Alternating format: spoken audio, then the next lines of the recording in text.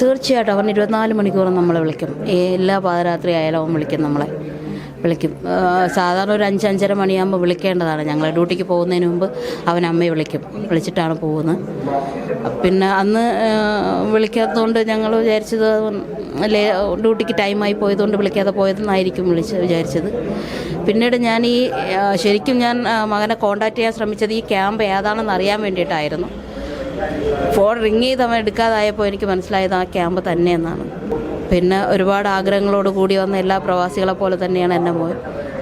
ഒരു വീട് വെക്കണം എന്ന്. കാരണം കുറച്ച് 10-15 ലക്ഷം രൂപയോളം കടമുണ്ട് അവന്. കടവും വീട്ടിയിട്ട് ഒരു വീടും വെച്ച് വരണം എന്ന ആഗ്രഹത്തോടെ വന്നതാണ് 8 മാസങ്ങൾക്ക് മുമ്പ് അവിടേക്ക്. അതിങ്ങനൊരു ദുരന്തമായി തീർന്നതാണ്. അവൻ്റെ വീട് വയ്ക്കാനുള്ള ആഗ്രഹം ബാക്കിയാക്കിയാണ് എൻ്റെ മകൻ പോയത്. നമ്മളാരും പ്രതീക്ഷിച്ചില്ല. ആദ്യം ഒരു 7 വർഷം അവൻ കുവൈറ്റിലിരുന്നു. അപ്പോൾ പിന്നെ കോവിഡായി, ഇവിടെ വന്നിട്ട് പോകാൻ പറ്റാതെയായി. ഒരു 2 വർഷം അങ്ങനെ ഒരു ഗ്യാപ്പ് വന്നു. പിന്നെ ഇപ്പോൾ പോയിട്ടൊരു 7 മാസം 8 മാസത്തിനകത്തേ ആയിട്ടുള്ളൂ. ഈ സംഭവം നടക്കുന്നതിൻ്റെ രാത്രി വിളിച്ചു. ഒരു 2 മണി വരെ ഉണ്ടായിരുന്നു. അത് കഴിഞ്ഞിട്ടാണ് കിടക്കാൻ പോയത്. 2 മണി വരെ അമ്മയായിട്ട് സംസാരിച്ചു. കുഞ്ഞമ്മ ഉണ്ടായിരുന്നു ഇവിടെ, കുഞ്ഞമ്മയായിട്ട് സംസാരിച്ചു. അത് കഴിഞ്ഞിട്ടാണ് അവൻ കിടക്കാനായിട്ട് അങ്ങ് പോയി. അരുൺ ബാബുവിനൊപ്പം കുവൈറ്റിൽ ജോലി ചെയ്യുന്ന കുഞ്ഞമ്മയാണ്. ഇന്ന് ബുധനാഴ്ച രാവിലെ എനിക്ക് വാട്സപ്പിൽ മെസ്സേജ് വന്നതാണ്, അവിടെ ഇങ്ങനെ ക്യാമ്പ് കത്തിയിട്ടുണ്ട് എന്ന്. പക്ഷേ ഇതേത് ക്യാമ്പാണെന്ന് എനിക്കറിയില്ലായിരുന്നു. ഫോട്ടോയിലാണ്. കാരണം ഞാനിവനും അടുത്തടുത്താണ് താമസം. ഈ ക്യാമ്പ് എനിക്ക് മനസ്സിലായത് അന്നേരം എനിക്ക് മനസ്സിലായി എൻ്റെ മകൻ അതിൽ പെട്ടുപോയിട്ടുണ്ടാകും. കാര്യം 4 മണിക്കാണ് സംഭവിക്കുന്നത്. അപ്പോൾ അന്നേരം ഇവരൊക്കെ ഉറക്കത്തിലായിരിക്കും. അങ്ങനെ ഇവനെ ഞാൻ ഫോണിലേക്ക് ബന്ധപ്പെടാൻ നോക്കിയപ്പോൾ റിങ് ചെയ്യുന്നുണ്ട്, പക്ഷേ ഫോൺ അറ്റൻഡ് ചെയ്തില്ല. അപ്പോൾ എനിക്ക് മനസ്സിലായി അപകടത്തിൽ ഇവൻ പെട്ടുപോയിട്ടുണ്ടാവുമെന്ന്. ഞാൻ അങ്ങനെ എൻ്റെ കൂട്ടുകാരെ വിളിച്ചിട്ട് എൻ്റെ മോനെപ്പറ്റി അന്വേഷിക്കാൻ പറഞ്ഞു. അന്ന് വൈകുന്നേരം വരെ അവരന്വേഷിച്ചിട്ട് അവർക്കൊരു വിവരവും കിട്ടിയില്ല. അവൻ ഇഞ്ചുർഡായി കിടക്കുന്നിടത്തൊന്നും അവനുണ്ടായിരുന്നില്ല. ആ ലിസ്റ്റിലൊന്നും അവൻ്റെ പേരില്ലായിരുന്നു. NBTC വിളിച്ചപ്പോഴും അന്നേരം അവർക്കും ഒരു ക്ലാരിഫിക്കേഷനില്ല, മിസ്സിംഗ് എന്ന് മാത്രമാണ് എന്നോട് പറഞ്ഞത്. ഞാൻ പിന്നെ എൻ്റെ കൂട്ടുകാരെ തന്നെ വിട്ട് അന്വേഷിച്ചു. അവസാനം ഒരിടത്തും കാണാതെയപ്പോൾ ഞാൻ പറഞ്ഞു, നിങ്ങൾ എല്ലാ മോർച്ചറികളിലും ഈ സിവിൽ ഐഡിയും കൊണ്ടുപോയി ഒന്ന് തപ്പാൻ പറഞ്ഞു. അങ്ങനെയാണ് ഇന്നലെ രാവിലെ മോർച്ചറിയിലുണ്ടെന്ന് അറിയുന്നത്. അവിടെ എൻ്റെ ഫ്രണ്ട്സ് തന്നെയാണ് കണ്ടുപിടിച്ച് പറഞ്ഞത് മോർച്ചറിയിലുണ്ട് എന്ന്. ഇന്നലെ ഉച്ചയായപ്പോൾ കമ്പനിയിൽ നിന്ന് ഹെൽപ്പ് ലൈനിൽ നിന്ന് വിളിച്ചിട്ട് അത് കൺഫേം ചെയ്തു. കോണ്ടാക്ട് ചെയ്യാറുണ്ടായിരുന്നു അവിടെ? തീർച്ചയായിട്ടും അവൻ 24 മണിക്കൂറും നമ്മളെ വിളിക്കും. എല്ലാ പാതിരാത്രി ആയാലും അവൻ വിളിക്കും, നമ്മളെ വിളിക്കും. സാധാരണ ഒരു 5-5:30 മണിയാകുമ്പോൾ വിളിക്കേണ്ടതാണ്. ഞങ്ങൾ ഡ്യൂട്ടിക്ക് പോകുന്നതിന് മുമ്പ് അവൻ അമ്മയെ വിളിക്കും, വിളിച്ചിട്ടാണ് പോകുന്നത്. പിന്നെ അന്ന് വിളിക്കാത്തതുകൊണ്ട് ഞങ്ങൾ വിചാരിച്ചത് ഡ്യൂട്ടിക്ക് ടൈമായി പോയതുകൊണ്ട് വിളിക്കാതെ പോയതെന്നായിരിക്കും വിചാരിച്ചത്. പിന്നീട് ശരിക്കും ഞാൻ മകനെ കോൺടാക്റ്റ് ചെയ്യാൻ ശ്രമിച്ചത് ഈ ക്യാമ്പ് ഏതാണെന്ന് അറിയാൻ വേണ്ടിയിട്ടായിരുന്നു. ഫോൺ റിങ് ചെയ്ത് അവൻ എടുക്കാതായപ്പോൾ എനിക്ക് മനസ്സിലായത് ആ ക്യാമ്പ് തന്നെയെന്നാണ്. പിന്നെ ഒരുപാട് ആഗ്രഹങ്ങളോട് കൂടി വന്ന എല്ലാ പ്രവാസികളെ പോലെ തന്നെയാണ് എൻ്റെ മോൻ. ഒരു വീട് വെക്കണം എന്ന്. കാരണം കുറച്ച് 10-15 ലക്ഷം രൂപയോളം കടമുണ്ട് അവന്. കടവും വീട്ടിയിട്ട് ഒരു വീടും വെച്ച് വരണം എന്ന ആഗ്രഹത്തോടെ വന്നതാണ് 8 മാസങ്ങൾക്ക് മുമ്പ് അവിടേക്ക്. അതിങ്ങനൊരു ദുരന്തമായി തീർന്നതാണ്. അവൻ്റെ വീട് വയ്ക്കാനുള്ള ആഗ്രഹം ബാക്കിയാക്കിയാണ് എൻ്റെ മകൻ പോയത്.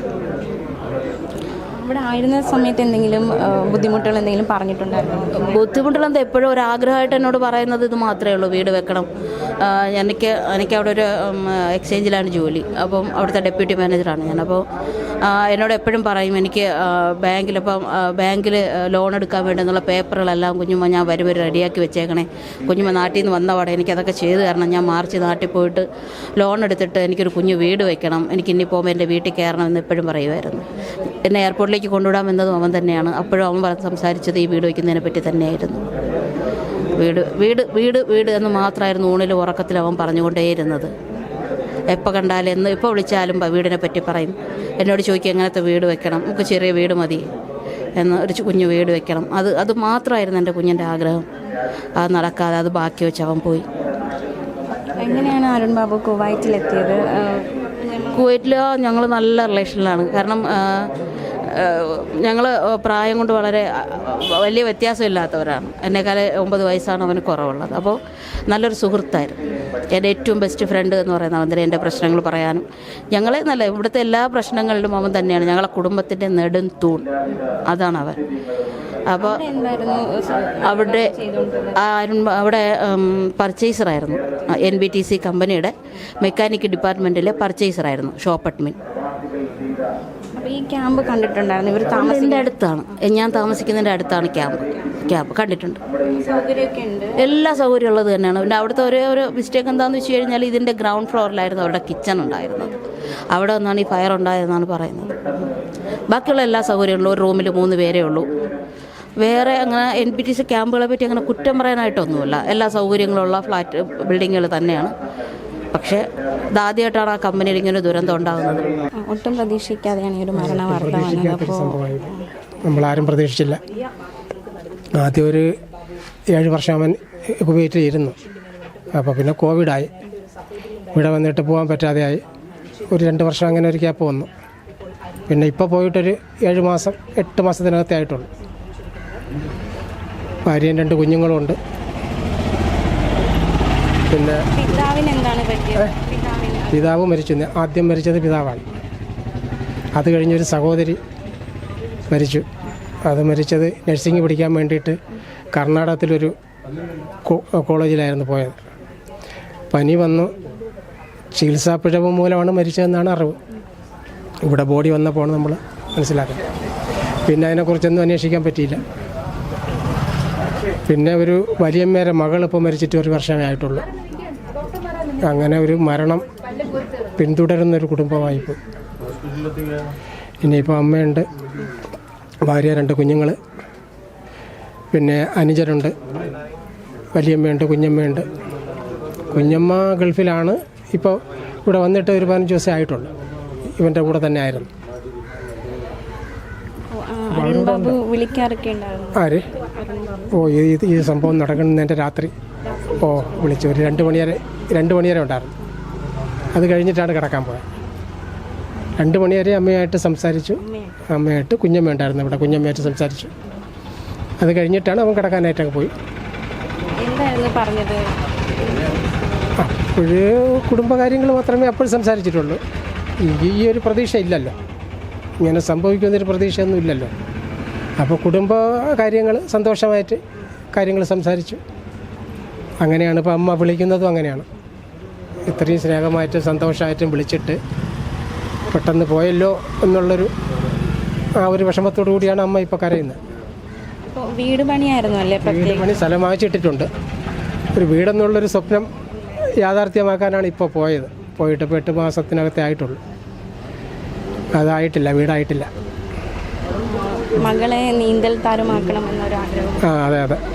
അങ്ങനെ പിന്നെ കുറച്ചാൾ വിട്ടിരുന്നു, പോത്തൻകോട്ട് വിട്ടിരുന്നു. ഇപ്പം പിന്നെ സ്കൂളിലാക്കി. അങ്ങനെയൊക്കെ വലിയ സ്വപ്നമായിരുന്നു. മക്കൾക്ക് എത്ര വയസ്സുണ്ടായിരുന്നു? മക്കൾക്ക് 11 വയസ്സായി. പെൺകുട്ടിക്ക് 11-12 പിന്നെ രണ്ടാമത്തെ കുട്ടി പൊടിക്കൊച്ച്, അധികം പ്രായമൊന്നും ആയിട്ടില്ല, 2 വയസ്സായിട്ടുള്ളൂ. അപ്പോൾ സംസ്കാരം ഇന്ന് തന്നെ നടത്തും? നടക്കും. ഇവിടുന്ന് ഒരു 200 മീറ്റർ താഴെ അവിടെ അവൻ സ്ഥലം വാങ്ങിച്ചിട്ടിട്ടുണ്ട് നേരത്തെ. അപ്പോൾ അവൻ്റെ അച്ഛനെയും സഹോദരിയൊക്കെ അടക്കിയത് അവിടെയാണ്.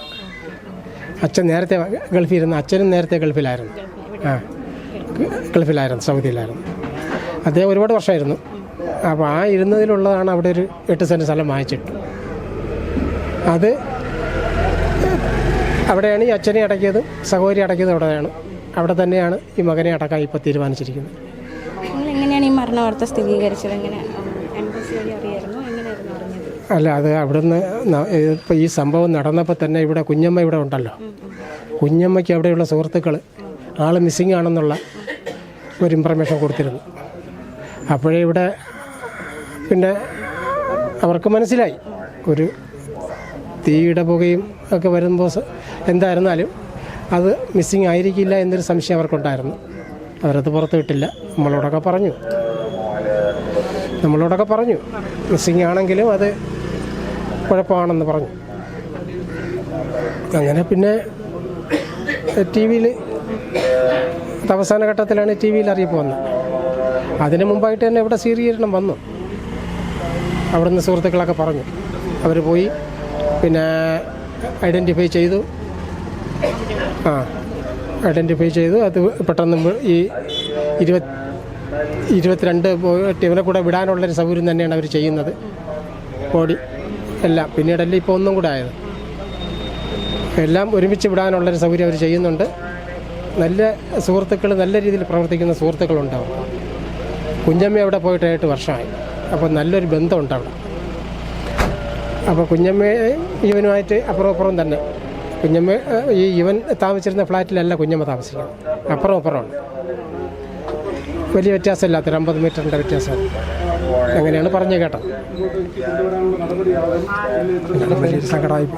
നാട്ടിൽ നല്ലൊരു പൊതുപ്രവർത്തകനാണ്, നല്ലൊരു പിന്നെ ഹെഡിലോട് തൊഴിലാളിയാണ്. പിന്നെ എന്ത് ജോലിയായിരുന്നു ചെയ്തുകൊണ്ടിരുന്നത്? നാട്ടിലായിരുന്നപ്പോൾ തട്ടിൻ്റെ പണിക്ക് പോകും, ഹെഡിലോട് തൊഴിലാളിയാണ്. എല്ലാ പണിക്കും പോകും, നല്ല പയ്യനാണ്. ഇതിനിടയ്ക്ക് കുറേ നാൾ പഞ്ചായത്തിൻ്റെ ഡ്രൈവറായിരുന്നു. പഞ്ചായത്ത് വണ്ടി എടുത്തപ്പോൾ ഫസ്റ്റ് ഡ്രൈവർ അവനായിരുന്നു. അപ്പോൾ അത് പിന്നെ അതിൽ ജീവിതം മുന്നോട്ട് കൊണ്ടുപോകാൻ പറ്റില്ല എന്ന് കണ്ടപ്പോൾ പിന്നെ ഗൾഫിലേക്ക് പോയത്. നല്ലൊരു പയ്യനാണ്, നാട്ടിൽ നല്ലൊരു പയ്യനാണ്.